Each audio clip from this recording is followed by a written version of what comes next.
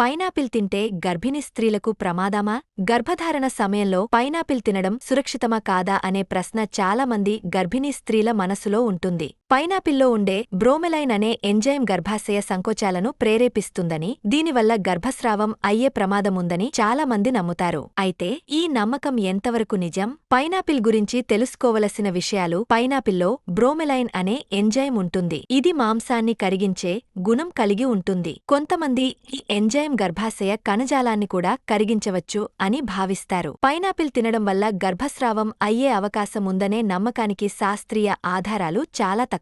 Bromelain గర్భాశయ సంకోచాలను ప్రేరేపించవచ్చు అనేది నిజమే. కానీ పైనాపిల్లో ఉండే బ్రోమెలైన్ మొత్తం గర్భాశయాన్ని సంకోచింపజేయడానికి సరిపోదు. గర్భస్రావానికి అనేక కారణాలు ఉంటాయి. వీటిలో హార్మోన్ల అసమతుల్యత, జన్యుపరమైన లోపాలు, గర్భాశయ సంక్రమణలు మొదలైనవి ఉన్నాయి. నిపుణులు ఏమి చెబుతున్నారు? చాలా మంది నిపుణులు పైనాపిల్ను మితంగా తీసుకోవడం గర్భధారణ సమయంలో సురక్షితమే అని చెబుతున్నారు. ముఖ్యమైన అంశాలు: పైనాపిల్ను మితంగా తీసుకోవడం ముఖ్యం. ఎక్కువ పరిమాణంలో తీసుకోవడం వల్ల అజీర్తి, గ్యాస్, హార్ట్ బర్న్ వంటి సమస్యలు వచ్చే అవకాశం ఉంటుంది. మొదటి త్రైమాసికంలో పైనాపిల్ తినడం గురించి కొంతమంది నిపుణులు అనుమానం వ్యక్తం చేస్తున్నారు.